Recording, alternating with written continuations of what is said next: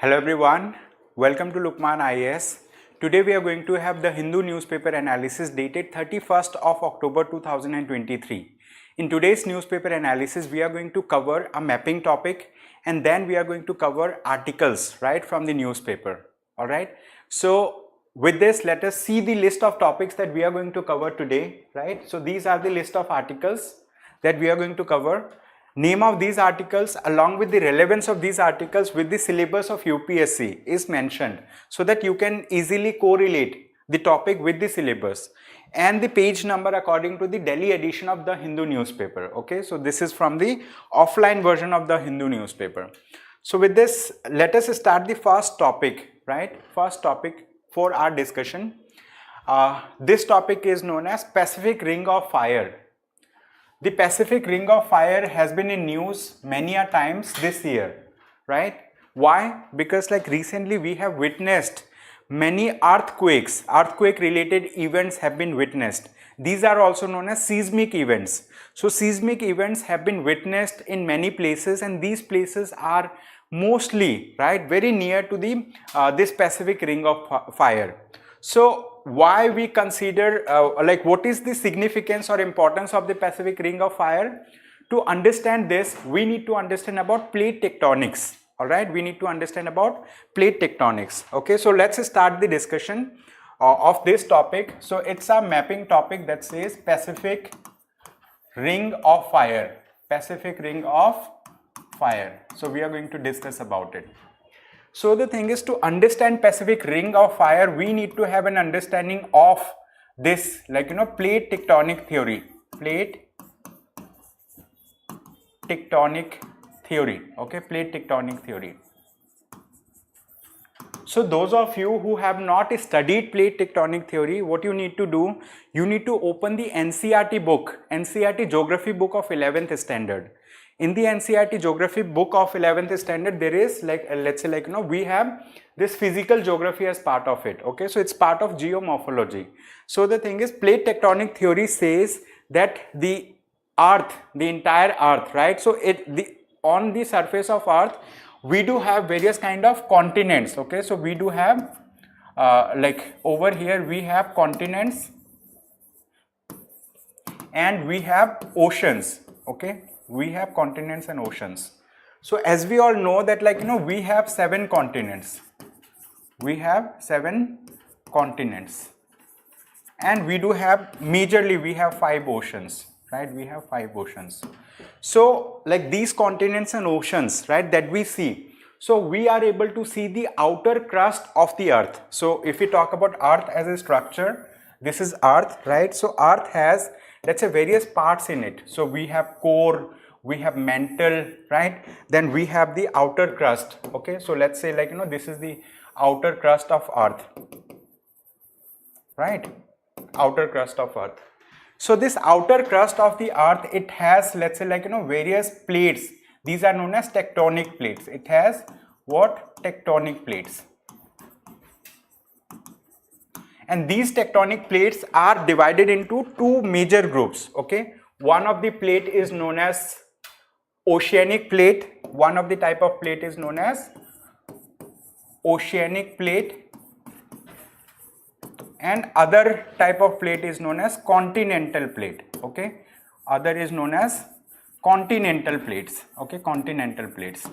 So when we talk about oceanic plate, right, oceanic plate, so these are those plate margins, right, that above which we have the oceans. Continental plates above which we have on which we have continents. So the outer crust of earth, it is not a very uniform structure. So there are plate and there are plate margins. Let's consider over here, if we see this particular plate, if we talk about this Pacific plate, okay, if we talk about this plate which is Pacific plate, so this is let's say one of the tectonic plate. Pacific plate is one tectonic plate. It's a tectonic plate. So this Pacific plate is an oceanic plate. Okay, Pacific plate is an oceanic plate. It's an oceanic plate, as we all know, right? Pacific plate is a oceanic plate. Generally the oceanic plates, right, they are heavier and they have subducted, and the continent plates are lighter. So these plates, let's say, are very near to one another. This is like an oceanic plate. If we talk about North American plate, it's a continental plate. It's a continental plate. And over here we see Eurasian plate. It's also a continental plate. Okay, it's a continental plate. That's the thing. So the thing is, like, we have oceanic plates, we have continental plates, let's say, like, throughout the surface of the earth, throughout the crust, the outer layer of the earth. So these plates are there side by side one another, right? So the thing is, like, along these plates we do have plate margins. These are known as boundaries of the plate. Okay, we do have plate margins. And there is another classification also, oceanic plate, continental plate. Okay, another classification. So this is based on, like, on the top of these plates, what exists on the top of these plates. If water exists, ocean exists, that is oceanic plate. If, let's say, continents exist, this is above the let's say, sea level, so that is known as continental plate. So these plates are further subdivided. Okay, they are further subdivided into two groups. One of the group is known as major plates, right? One of the group is known as major plates. Other group is known as minor plates. Okay, minor plates. What? Minor plates. Major, so these are based on the size, overall size of the plate, right? For example, if we talk about Pacific plate, it's a major plate. If we talk about the Nazca plate, which was recently in news, this Nazca plate was very recently in news, Nazca plate, okay, because there was an earthquake incidence over here near South America, to the west of South America. So Nazca plate is a minor plate. So what you need to do after this lecture, you need to identify which are major plates and which are minor plates, and this will help you to, let's say, solve a question in the prelims exam if a question comes on this topic. All right, so the thing is, like, plates are divided into major plates and minor plates. And the thing is, like, these plates, since they lie side by side one another, there are plate margins also. Okay, there are what? Plate margins that exist. Okay, we do have plate margins. Plate margins means the bordering area of the plate. For example, like, we just now we talked about, let's say, Pacific plate. We talked about Pacific plate. So to the right, over here, to the right of Pacific plate, we had, let's say, another plate. We talked about that it is a Nazca plate. Okay, we talked about it's a Nazca plate. So here we have, let's say, American plate. American plate. So we do have various kind of plates that lie side by side one another. But these plates have some kind of margins, boundaries, right? These margins, I mean, like, since these are separate plates from one another, so the thing is, there can be some kind of interaction between these margins. In one case, we can have, let's say, like, these plates, right? These plates, let's say, if we talk about interaction between these plates, right? Interaction or movement, okay, or tectonic movement between these plates, right? Interaction between, I'm just writing interaction between these plates, right? Oceanic plates and continental plates. One of the interaction may be in the form of, we can have convergent, okay, we can have convergent plate boundaries, right? We can have convergent plate boundaries. What do we mean by convergent plate boundaries? When two plates are coming near to one another. If two plates come near to one another, what happens in the margins? What happens in the boundaries? So in the boundaries, let's say, like, things either subside or they come up. Okay, so the thing is, the lighter one will come up, the heavier one will subside. Okay, that's the thing. That's what happens. It leads to the formation of, let's say, mountains. It leads to the formation of mountain ranges, like that. Okay, so convergent plate boundaries, so, like, they subside, and the thing is, like, it leads to the creation of mountains. Then we have, let's say, like, divergent plate boundaries also. What? Divergent plate boundaries are also there. Divergent plate boundaries are also there. Divergent plate boundaries means the two plates are going away from one another. Let's say, like, there is one plate, let's say plate 1, P1, and there is another plate, plate 2. So they have been residing side by side, So this plate is moving this direction, this plate is moving this direction. It will lead to creation of some kind of fault. Okay, it will lead to creation of fault. So fault lines will be created. Fault lines will be created, and because of this fault, right? So the from the mantle, right, magma may arise. Okay, so magma may come out from these places. Okay, from these regions, like volcanic activity may be seen, right?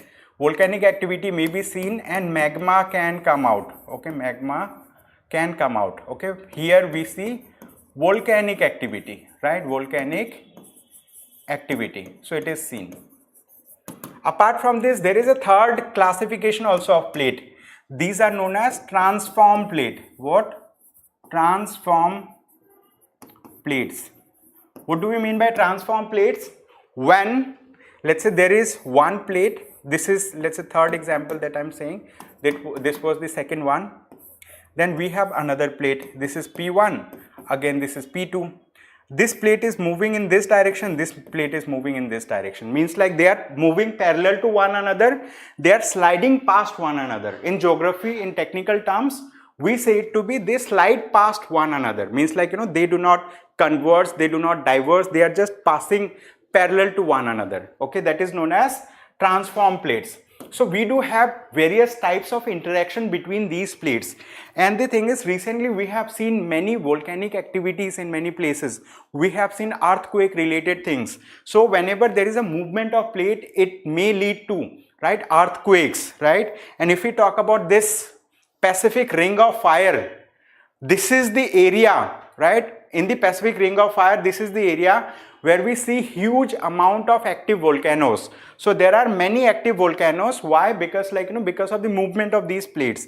And also, since these are the regions of active volcanoes, here we also see seismic activity. Seismic means earthquake related activity. So when you are reading about earthquake, you need to read about different waves related to earthquake, the primary wave, the secondary wave, the love wave, right? You need to talk about, discuss about which kind of wave travels through which kind of medium, which wave is able to travel through solid and let's say liquid both, which wave is not able to travel through liquid, like that, right? So you need to read about that as well. So this Pacific Ring of Fire has been in news, so I thought of covering this as a mapping topic for you. It will help you to qualify the prelims exam. Just cover one mapping topic every day, and it's going to clear your concepts related to, let's say, those regions. So having understood this topic, let us now move to the next topic. All right, so this is the first article that we are going to discuss today. It says Supreme Court puts Maharashtra Speaker on a deadline over defamation pleas. All right, so let's quickly understand about this topic. Name of the topic, okay, name of the topic is Supreme Court puts, right, Supreme Court puts Maharashtra Speaker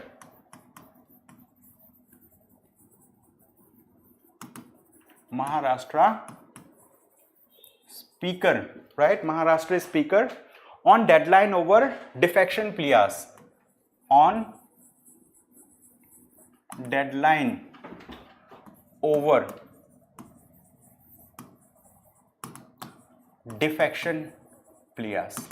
So before we start understanding this news item, we need to understand a little bit background to speakers. Who are speakers, right? So if we talk about speaker, right, if we talk about speaker, how did the concept originated? Let's discuss about the origin of the concept of speakers. So the concept of speaker has originated from Great Britain. Okay, it has originated in Great Britain. Okay, this concept has originated in Great Britain. So in Great Britain, as we know, they have monarchy. What? They have constitutional monarchy. Okay, Great Britain is a kind of constitutional monarchy. What do we mean by constitutional monarchy? Means in Great Britain, right, in the United Kingdom, they have a king or they have queen who rule over the country. The king and queen rule over the country. However, they do have a constitution also, and the constitution that UK has, the constitution that Great Britain has, It is known as unwritten constitution. Okay, it is known as unwritten constitution. Okay, the nature of the constitution that they have unwritten. So the thing is, they do have a parliamentary system. They have a parliamentary system. In Great Britain, they have a parliamentary form of government. Okay, they have a parliamentary form of government, right? They have a parliamentary form of government, but they have constitutional monarchy. In parliamentary form of government, they have two houses. Okay, they have two houses like this. One of the house is known as House of Commons. House of Commons.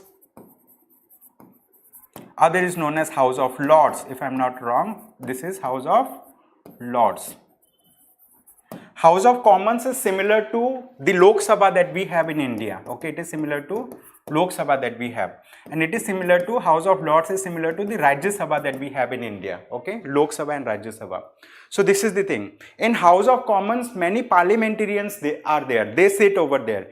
But the thing is, like, whatever deliberations, discussions they have to report it to the king or to the queen. They have to, let's say, seek permission or authority from the king or queen to act upon the collective decisions that they have taken, right? For this, they needed a person who could, let's say, like, take the suggestion or input from the House of Commons or House of Lords, and then let's say from the House of Commons, then they have to go to the monarchy, they have to go to the king or the queen, and they have to, let's say, inform about it, and they have to take their permission. So that person was known as speaker. Okay, that person was known as speaker. So this is how the concept of a speaker has originated, right?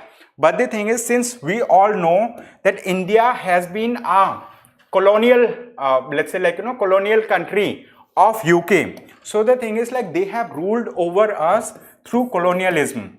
But, like, after independence, we have adopted what? We have adopted parliamentary form of government. We have adopted parliamentary form of government in India. Okay, we have adopted parliamentary form of government in India. And in parliamentary form of government, in the Parliament of India, we have the president, right? We have the president in the parliament. Then we have, let's say, the Rajya Sabha. And then we have the Lok Sabha. So these three are parts of the parliament, right? These three are parts of the parliament. But the thing is, like, if we talk about the Lok Sabha, in Lok Sabha, the presiding officer of Lok Sabha is known as the speaker, right? Presiding officer is known as the speaker. And along with the speaker, we also have what? Deputy speaker. Okay, we have deputy speaker as well, right? In Rajya Sabha, the presiding officer is known as chairman of Rajya Sabha. And chairman of Rajya Sabha is the Vice President of India. Then we have the President. So this is the system. This is the system that we have, right? So the thing is, like, this is about the Parliament of India. This is about the Parliament of India.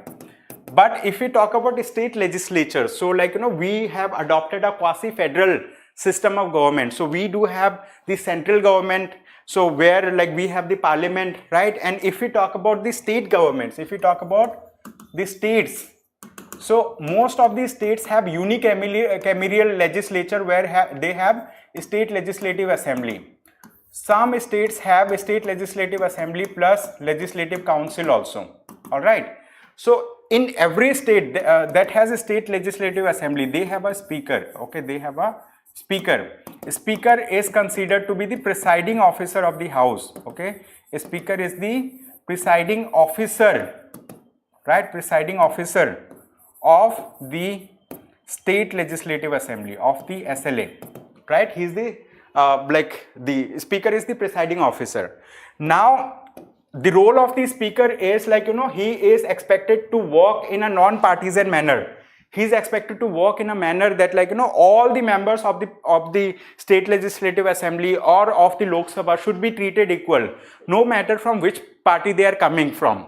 However, the speakers who are appointed, right, the speakers who are appointed in the Lok Sabha or state legislative assembly, they essentially come from one of the political party, and mostly it is the person, like, who comes from the ruling party. Okay, since they come from a ruling party, and after getting elected as the speaker, they do not generally resign, right, from their party. In UK, this is a mandatory thing that once a person is elected as a speaker of the House of Commons, in that case that person has to, what he has to do, he has to resign from his political party, and if he wants to be re-elected, he has to, let's say, like, go for re-election for the speaker. In India it does not happen, that's the thing. But along with this, the speakers, right, the speaker in the Lok Sabha and the speaker in the state legislative assembly, these speakers are also given some kind of authority to decide on matters related to defection, okay, to decide matters related to defection. Defection means, let's say this is a political party P1, this is another political party P2, there can be many political parties in a particular state. So the thing is, from a political party, if there is a person, right, a small P1, if he wants to, let's say, after getting elected, if he wants to leave his house, yes, Vijay Lal has written something, once a speaker is always a speaker in UK, right? So good evening Vijay Lal, thank you so much for joining. So the thing is, like, what happens if this person after getting elected wants to join another political party, right? In that case, what he is doing, he is actually defecting from his party. He is showing defection. In that case, in India has a law which is known as anti-defection law, right? We have anti-defection law.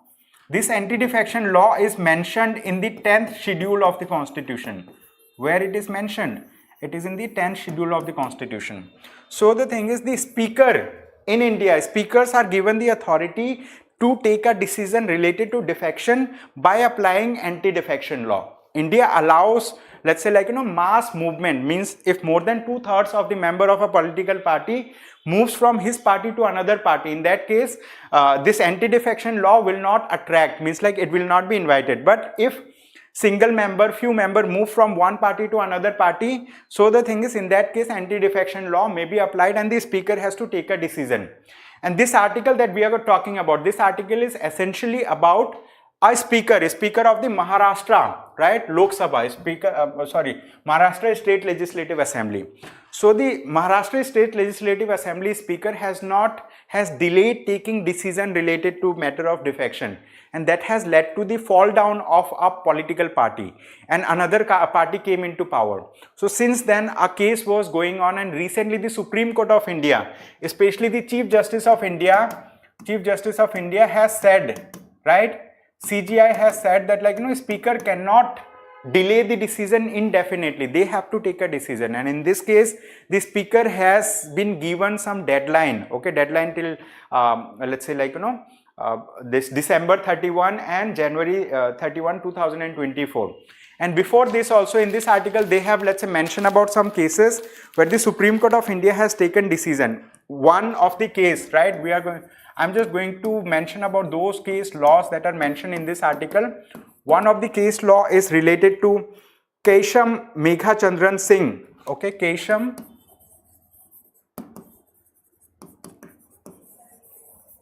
Meghachandran Singh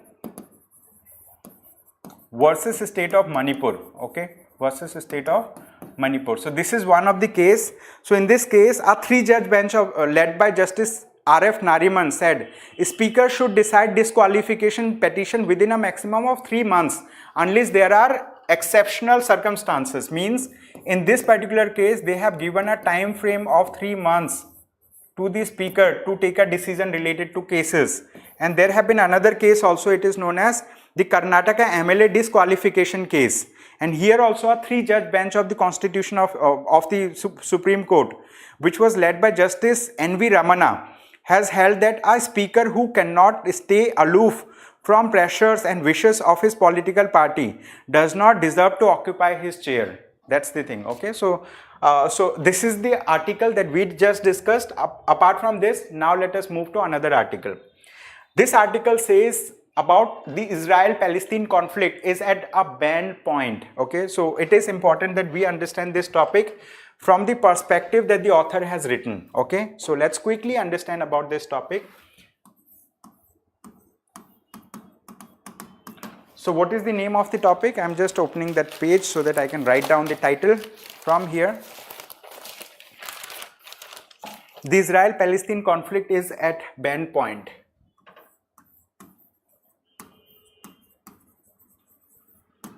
the Israel-Palestine conflict is at bend point. Okay, so this is the topic. Basically, this article has been written by one person who has, let's say, who has served as a representative of India in Palestine. So he is a foreign services officer, and he has been a permanent representative of India to the United Nations. Okay, and he was the first Indian representative to the Palestinian Authority in Gaza. So he has talked about one of his experience when he was staying in Gaza. So he was staying in a rented apartment, and the landlord over there, they had a big building. So the thing is, now he just got to know that that building was demolished by Israelis.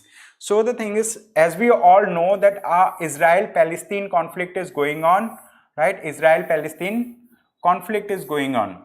So in that conflict, what has happened, let's say this is an area which is known as Gaza Strip. Okay, this is Gaza Strip, and this is another area that is known as West Bank. Okay, it is known as West Bank. So what has happened, a group, Hamas group, so they represent the Palestinians. So they have launched an attack on Israel, right? They have launched an attack on Israel on October 7th. And that has been condemned by different countries. In this article, the author also condemns it. Author says it was a terror act that the Hamas has done. But the thing is, Israelis have retaliated, and in retaliation, they have killed more than 8,000 people in this Gaza Strip.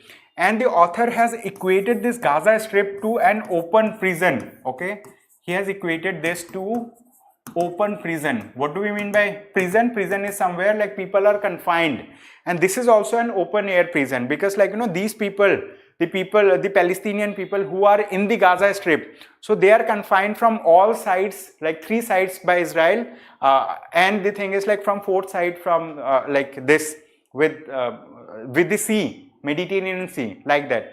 And in Mediterranean Sea, the USA has posted its own naval, naval fleets and all. So in this article, the author has said that Hamas has done a terror attack, but the thing is Israel has also retaliated, and the retaliation far exceeds the casualty that initially happened on Israel. Author says that this has to be condemned. Both the things has to be condemned, and they should seek a 2-state solution. What they should seek? A 2-state solution. 2-state solution means where Israel and Palestine can stay side by side peacefully. Okay, Israel and Palestine can stay side by side peacefully. But the thing is once there have been a time that the entire territory belonged to Palestine, Israelis came there as refugees, and slowly and gradually they have occupied territories, they have waged war, they have further occupied territories, and they have in 1948 they have declared themselves as a state of Israel. But the thing is those people who have lost their own territory, they have been demanding their territory back. They do not recognize Israel to be a legitimate state, and that's why they want to recapture the entire territory. And with that, with that motive, Hamas has attacked on Israel. That's the thing. So now in this article, the author has talked about Arab world. What is its impact on Arab world, and how the Arab world is responding to it.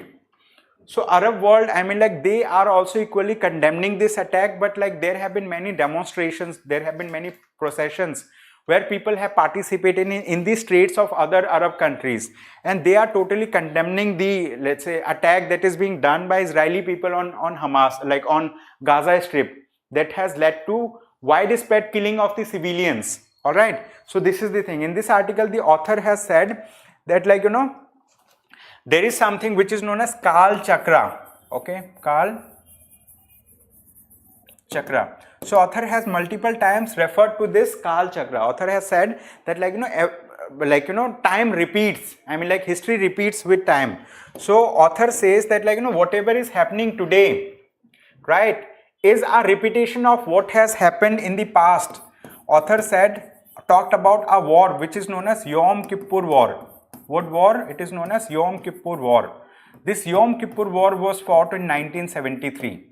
Okay, it was fought in 1973, and precisely after 50 years of this war, on the same day, after 50 years of this war, on the same day, what Hamas has done, Hamas on October 7, right, on October 7, 2023, okay, October 7, 2023, which is precisely 50 years after that, they have launched an attack on Israel. That's the thing, okay, they have launched an attack on Israel, and that has led to huge casualty. So the thing is, author said, like, it's a repetition of the Kal Chakra. It's a, like, you know, this Yom Kippur war, it has re-manifested once again over here. And there is a possibility that in future also it may happen. It may happen if a long-lasting peace is not brought about in this region between these two, let's say, warring parties.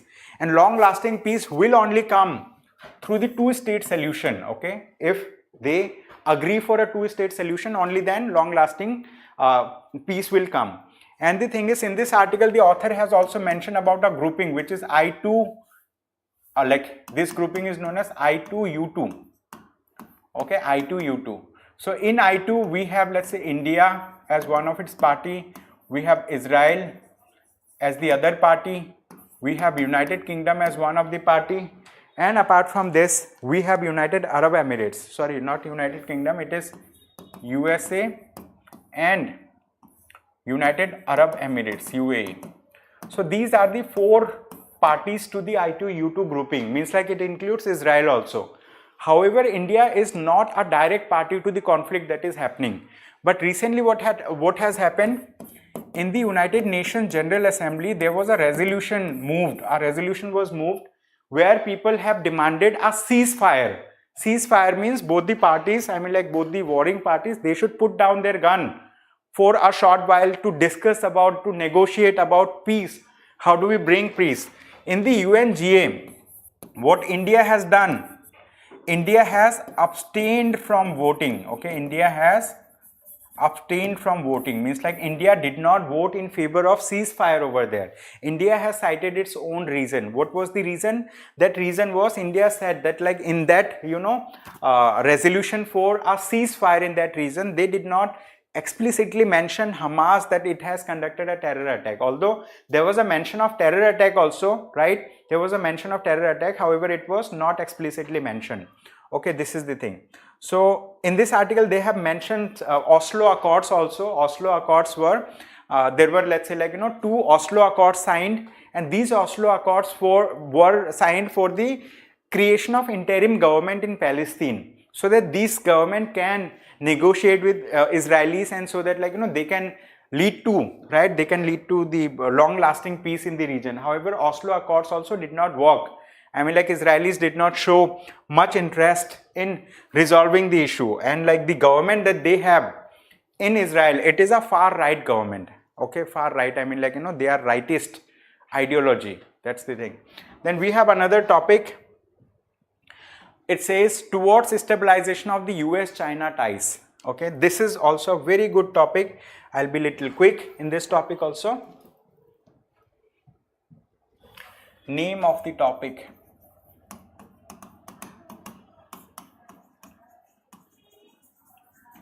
Towards stabilization of U.S. China, towards stabilization of US China ties. Okay, now as we know that, like, you know, so if we talk about this topic, importance of this topic, this is a topic which is relevant for GS paper 2. It is important under international relations, as we all know that China is an immediate neighbor of India, and with USA, right, India has a deeper tie. Okay, India has a deeper tie. So the thing is, both the countries are important for us, right, important in multiple ways, right, they are important for us. And the thing is, like, United States of America and China, right, and China, both are P5 members. P5 means both are part of the United Nations Security Council. This is important, right?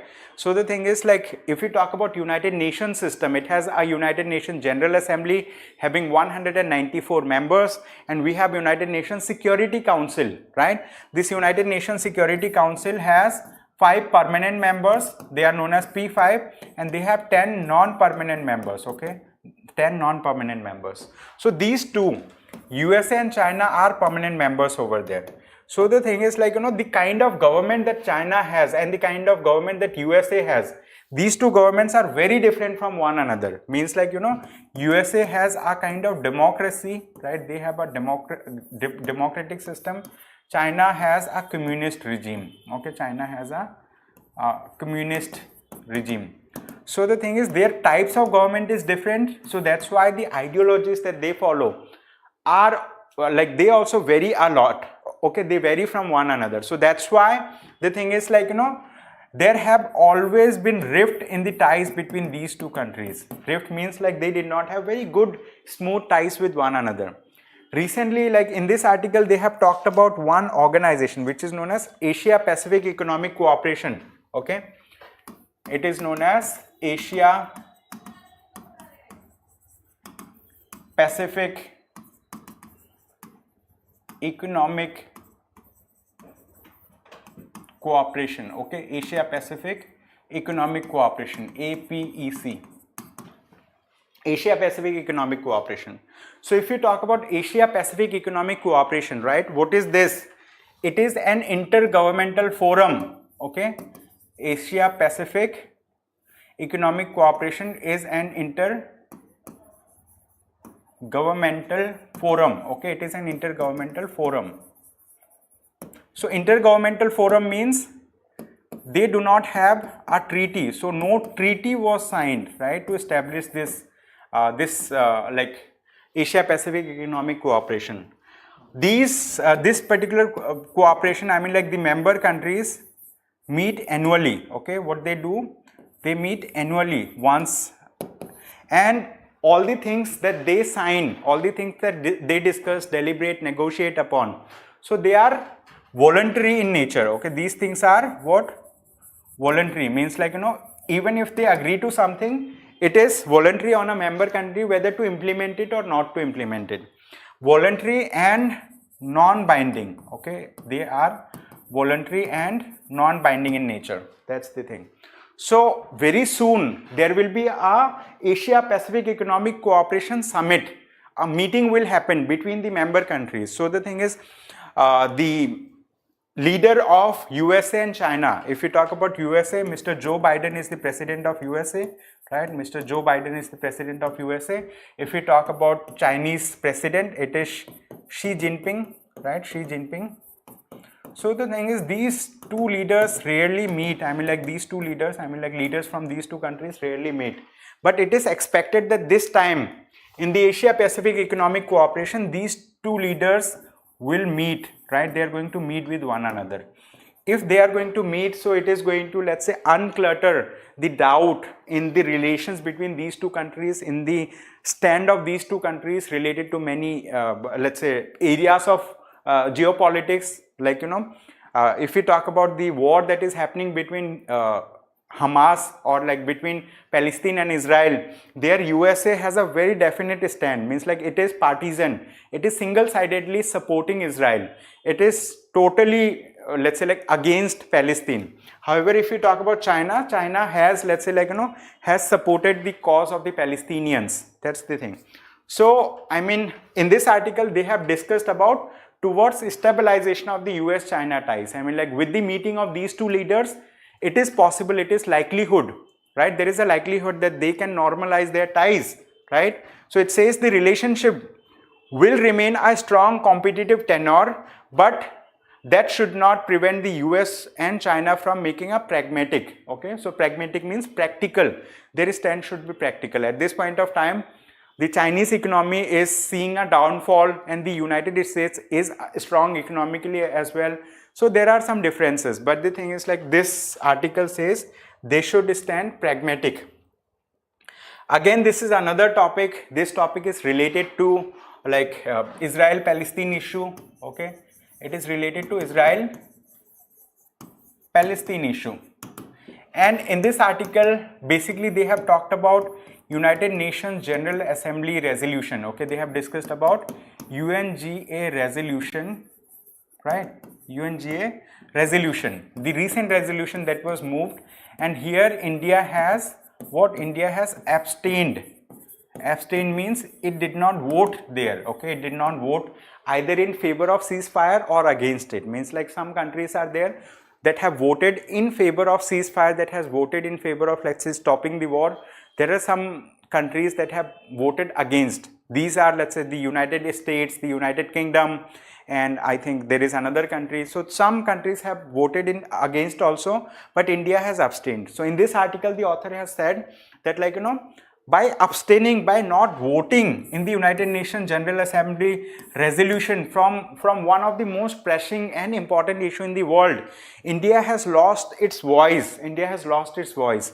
It could have voted there, and by voting it could have made its point more clear, more louder, but by not voting, by abstaining, it has, let's say, lost its voice. It has lost its let's say its credibility. How? Because, like, India aspires to be a leader of the global south, right? India aspires to be a leader of the global south. As we know that, like, in the BRICS summit, they have included 6 new members as part of BRICS summit. There India has raised a voice of global south, and the G20 meeting that India recently had, right? G20 has included African Union as one of its permanent member. So the thing is, like, India has always supported the cause of the global south, but the thing is, like, by abstaining from voting over here, India has lost its voice over there. I hope you understand global south. Global south and global north is a kind of, let's say, it's a topic related to international relations, IR. Global north represents all those countries that are developed. Global south represents all those countries that are, let's say, still developing or underdeveloped nations. So the thing is, like, historically the underdeveloped nations have not, let's say, like, found much opportunity in going ahead. So now global south is showing solidarity. For example, the south, let's say, South Asia and South America, so they have south-south relations like that. Okay, so this is the thing. So I will not go much deep into this topic, but, like, this is again a good topic. Now this is another topic. This topic is important from the point of view of settlement geography. This is important for GS paper 1 of the mains exam. Okay, this is important for GS paper 1 under this section of settlement geography, means physical geography part of it. Okay, so it is important for settlement geography. Now it says the expansion of settlements into flood prone areas. Okay, so recently what has happened, like, World Bank has published a report in the Nature journal. Okay, World Bank has published a report in Nature journal where it has mentioned that, like, flood prone areas are increasing across the world.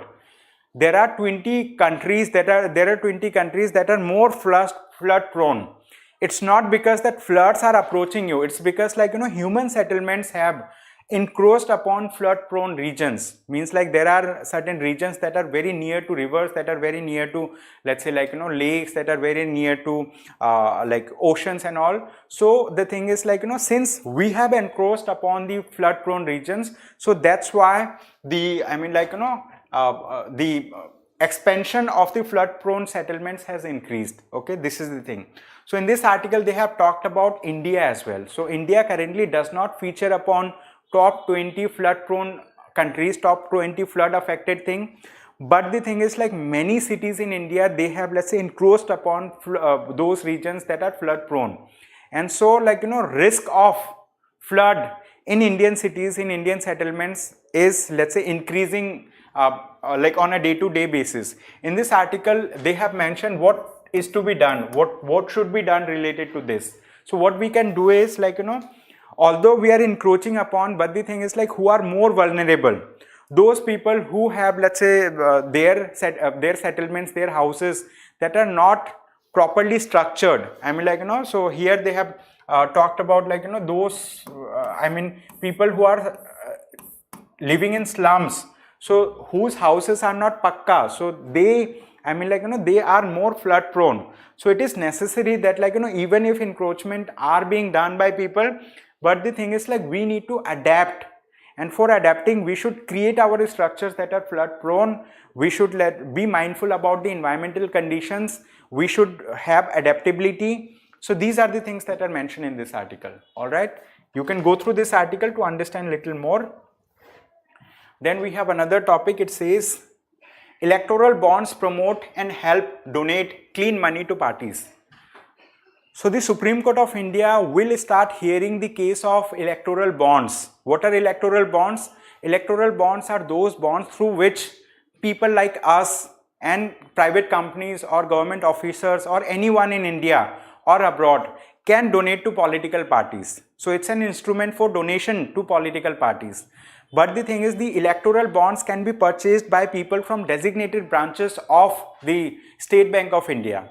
And once you purchase electoral bonds, your details, your data, your name, phone number, email ID, your addresses will not be made public. I mean, like, you do get anonymity. Means like, if you are donating to a specific political party, your details will be kept secure. So this is also mentioned in the, in an act that was passed by the government of India in 2018. So the thing is, the electoral bonds have become an issue related to transparency, because people are saying that, it is an opaque instrument. It is an instrument that hides, let's say, information. It is an instrument for political corruption. It is an instrument for parties and politics. So huge amount of black money is going into the, let's say, coffers, into the accounts of the political parties through this electoral bonds. So these are the concerns of the people who have filed petitions, in the Supreme Court of India. But the Attorney General, okay, so he is the Attorney General of India, R. Venkat Ramani.